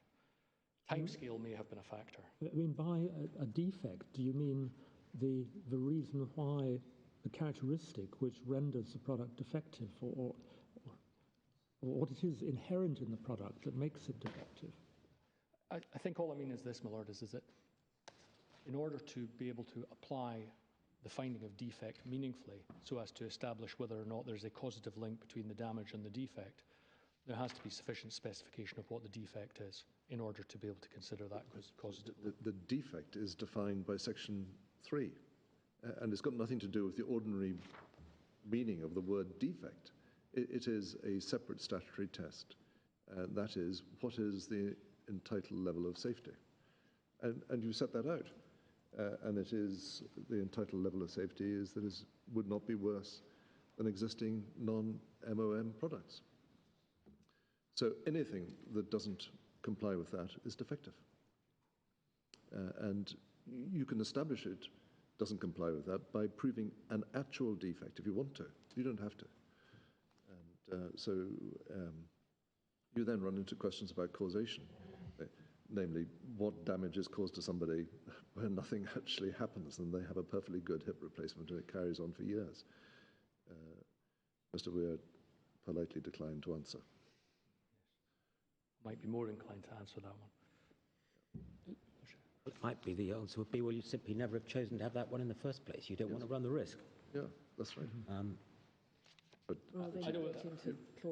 it might be that you have more follow-up as the damage, and or you have the worry, or I don't know, whatever. There may be all sorts. Yes, but if given that Mr. Hastings did have a hip revision, if it had been the result of being in a car accident which had completely unconnectedly smashed up his hip, then one would say he would have a causation problem. But I don't think that's what's asserted here. But I don't think that you could say, well, he has to show that it was his hip that was one of those which failed because of the increased likelihood of failure, rather than that it would have not, might have failed even if it had had the same revision level. I mean, no one could possibly prove that. I take the court's point. I don't think I need to press this point. It may be something that can be explored in more detail. Well, you may remember Lord Mayfield, whose great saying was, "A problem shelved is a problem solved." And we might be able simply to, if we were with the pursuer, simply to remit to the court session to proceed as accords, and it then becomes a matter for them. Would be one way of looking at it, my lord. Of course, I would favour the alternative, which would be that the problem would be solved now by dismissing the appeal, of course. Yeah. The last point I simply make is that the way in which the issue for this court is framed by the appellant is to be found at paragraph 20 of their statement of case, page 87. Sorry, reference again, please. Page 87. Yes, what is the document? Paragraph 20, my lord, sorry. Of the statement of case for the... Thank you. And the simple point I make by this is that when one looks at the way in which this is framed in my submission, and this is the issue for the court, it indicates that there is really no general legal principle at play here. what is posited is highly fact-specific. The appellant contending for an inference to be drawn on a very precise set of facts, which are most likely to be unlikely to be of general application, and leave certain things uncertain. For example, concerns. What are concerns? What does it mean by cannot prove by statistical evidence? In essence, the simple point I make to round up is that the issue for the court is, in effect, a bespoke summary of certain facts from this case. It does not set out any general legal principle, and that really simply underlines the point that this is a matter of fact. Unless I can be of any further assistance. Thank you very much indeed, Mr. McBrearty. Mr. Weir.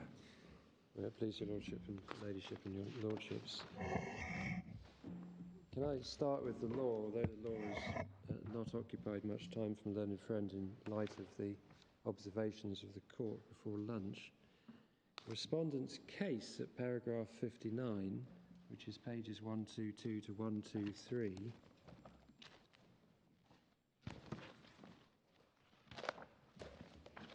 went so far at paragraph 59, including up to 59C, four lines from the bottom of page 123, to say consumer protection is just one of the objectives of the Act. The only reason to look at consumer protection is to understand how the scheme that it was established, or how the scheme of the Act was established. And they went so far at C to say an assumption about the status of consumer protection cannot be used to interpret the directive contrary to the interests of the producer and in favour of those of the consumer. Well, of course, that's exactly what happens when you interpret a provision to provide for effective consumer protection. Quite where my learned friend now is in relation to that, I don't know, because he hasn't made the submissions on the law and was invited to agree that the law wasn't really an issue, and I made submissions in relation to that earlier. So anyway, I maintain my position, my Lord, as before. Mr. Ware, isn't the balance between these different objectives already built into the statutory test? Oh, my Lord, the balance between is, one understands that the first recital can be read as saying the European Council, taking into account a number of objectives, has decided upon this scheme. And my learned friend in their written case say, that's it, you get no more from the purpose or the objectives of the directive. Of course, that's wholly contrary to a vast body of CJEU case law, of which W and Sanofi here and Boston Scientific are just two highly relevant examples, which is the submission I made that, of course you do, because when you're put in a fix, which is what litigation tends to involve, a difficult point that's arisen, and the court has a binary decision, which way do I go, looking to the objective of consumer protection directs the court to go for the interpretation that favours the consumer. As I made that submission earlier, provided, of course, that doesn't put you into conflict with other objectives or put you outside the scheme. That's you can't go outside the harmonised scheme, and you can't go, for instance, reversing the burden of proof. I've made all those submissions already. None of those things are happening here. We're simply doing exactly what the CJEU did in Sanofi Pasteur and Boston Scientific, answering a particular problem which I framed at the outset of my submissions in just the same way, and deliberately so, as I would have expected it to have been framed for the CJEU. So that was the very question I read out right at the outset of my submissions. That is to reflect just the sort of question, were we in a scenario where we could still, or if we wanted to, or if the court wanted us to rather, go to the CJEU, which we cannot, how we would have framed the question. And that's now one to be answered only and exclusively by this court. My Lord, it may be that I sort of set the burden of our submissions in the wrong direction by shooting into the world of orthopaedic evidence at an early stage, for which I obviously have had a time to regret, because the reality of the position is as follows. There's a prima facie case, but I can call it something different, and then there's the countervailing evidence. Can I start with the prima facie case? What I've been calling the prima facie case is evidence sufficient to meet the burden of proof.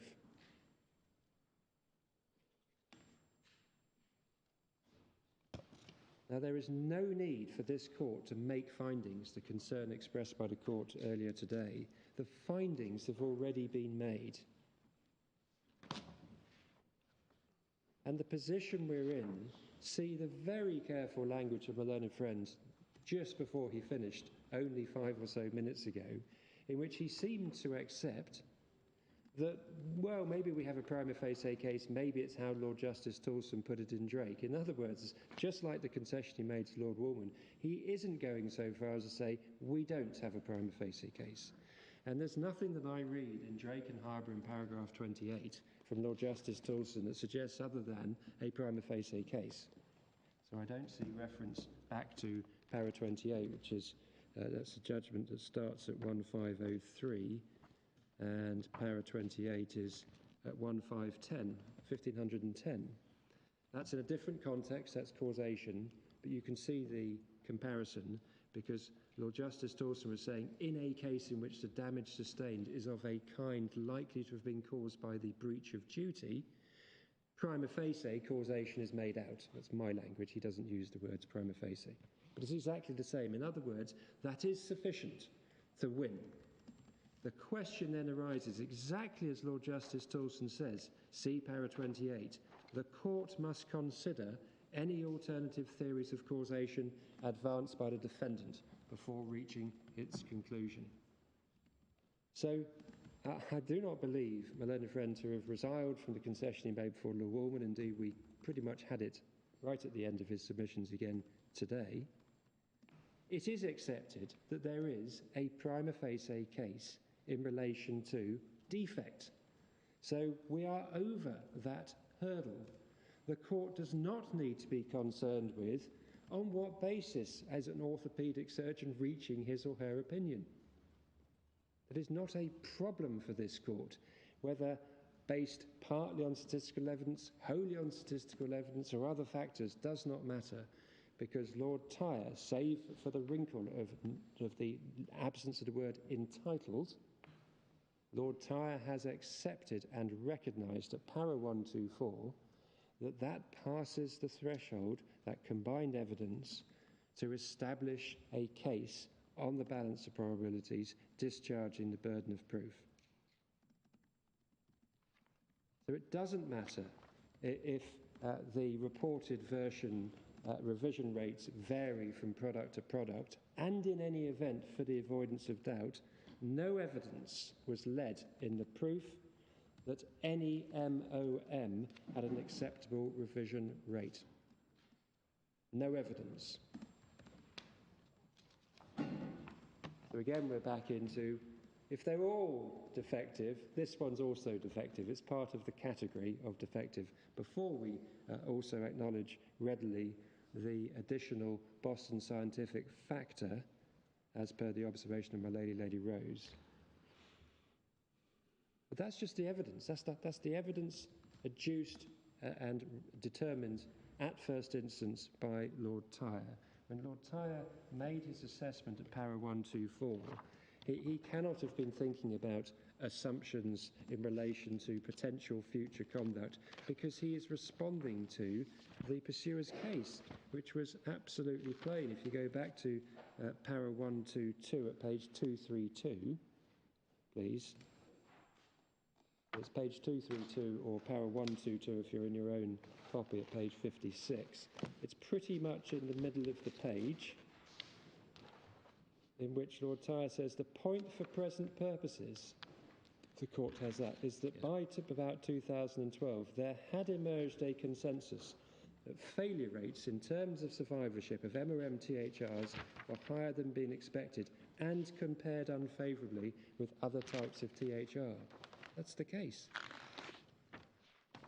Case about revision rates.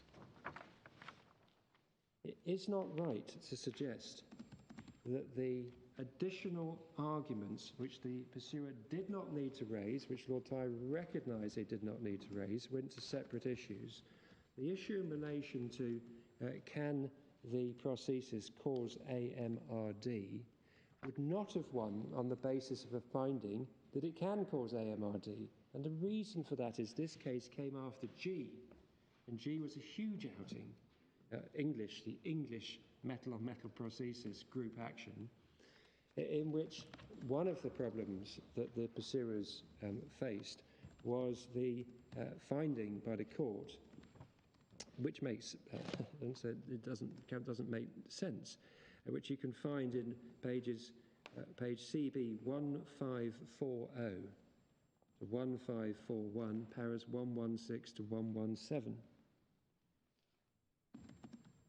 So 1540 of the bundle, please. It's para 116 and para 117.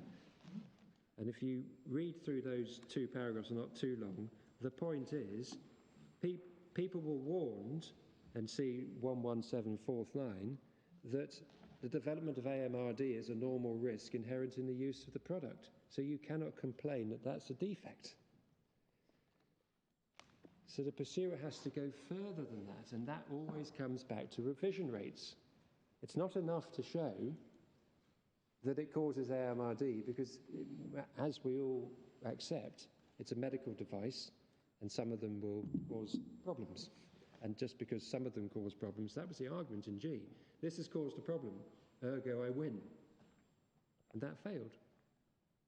So it's not enough to show that. It really was in an effort to support the case, to provide a coherent, exactly as Lord Tyre noted, it's para 125, provide a coherent explanation. But it was completely unnecessary. It's completely unfair then to say, because the pursuer took the effort to run additional evidence to assist the court, that means that really there's no need to worry if their revision case is blocked. They had ample opportunity to prove their case by other means.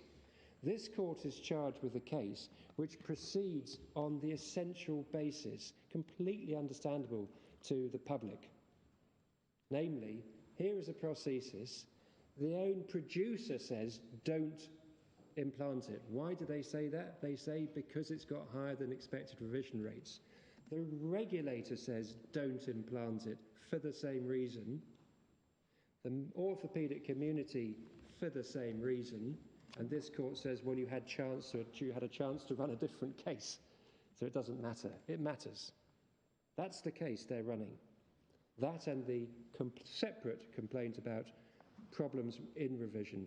Problems in revision are separate, so they shine no light in relation to this issue at all. And so we come back to the IDE case. You do not need to prove the cause of the defect. Otherwise, what you are doing is precisely to deny effective consumer protection by imposing additional non-statutory hurdles on a consumer in what is supposed to be consumer-favourable legislation. It's all back to front.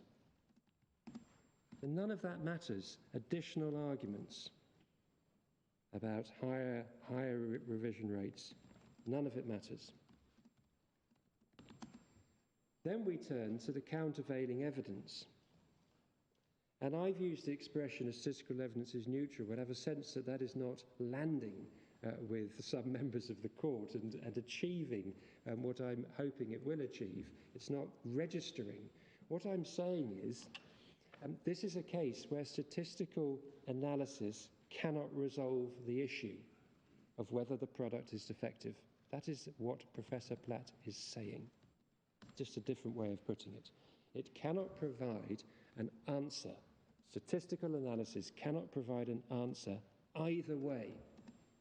And to the extent that Lord Tyre sought to force his own path through uncontroverted expert evidence, he certainly was not entitled to do so. Because what the Lord Tyre had before him, the evidence of Professor Platt, I've taken you to his conclusion or executive summary at paras 11 to 12, which was at page 272, is not in doubt. And I read out to you at 12, this uncertainty also implies that survivorship estimates for hip implants as of 2018 cannot be used to project long-term survivorship of the product with reasonable certainty. Now, it doesn't even matter for these purposes whether or not the inability of the statistics to establish a case either way is due to the withdrawal of the product. That is an additional argument, an additional string to our bow. But just for the moment, parking that issue, none of that matters. It is certainly agreed that the evidence is unreliable. And it does not follow that one can say, the evidence is unreliable, but by the way, if I take out two outliers, it comes within. Because you can't do anything with the evidence when the evidence is unreliable. It's like saying the court's got no jurisdiction, but if I did have jurisdiction, I'm sure I would have found against them anyway. If you have no jurisdiction, that is the end of it. Everything you say in legal language is obiter dictum. Here it is irrelevant. And you can see this also at page 330. If you kindly turn up 330, there you're in the body of the report, but you're capturing the same essential evidence which is summarised at paras 142 to 143. So it's page 330.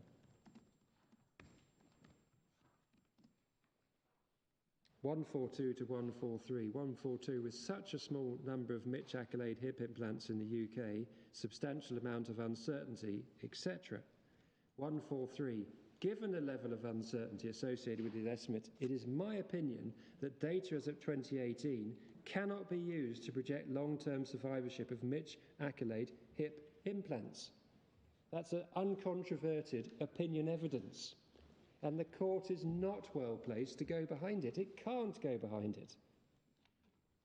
And then he adds, together with the confounding factors discussed in section 9, moreover, the uncertainty in these estimates makes them unreliable for the purpose of comparing Mitch accolade survivorship to benchmarks. So you cannot do it. And as we know, the confounding factors are confounding, particularly the outliers, because of the small sample size.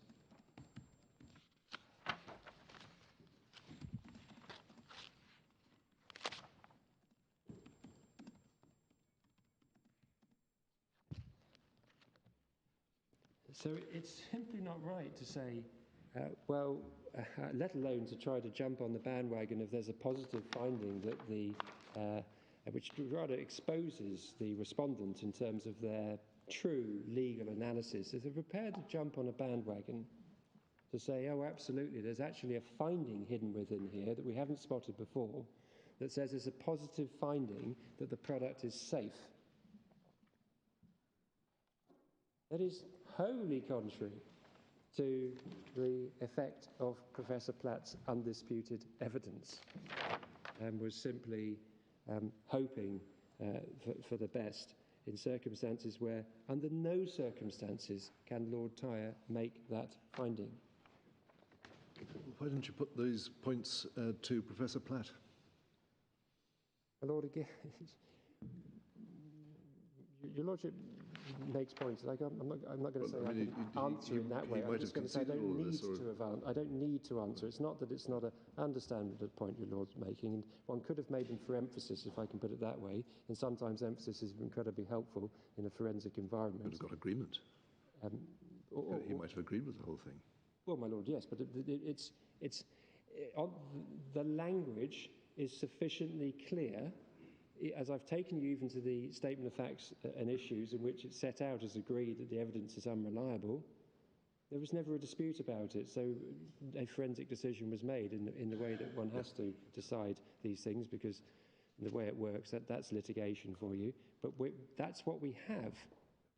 And that which we have simply doesn't permit the court to treat statistical evidence as a counterweight to what is now established as evidence discharging the burden of proof, leaving it an impossibility legally for Lord Tyre then to find the case not proven, almost without even regard to consumer protection, the principle of effectiveness and so forth. It just doesn't follow. It can't follow with a proper understanding of Professor Platt's evidence and the limitation, therefore, of statistical evidence. We're going to have to rise very shortly, Mr. Ware, so you'll need to be very concise.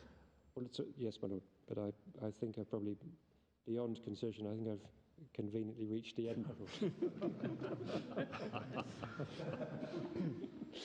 That's best for me and best for you, Murray.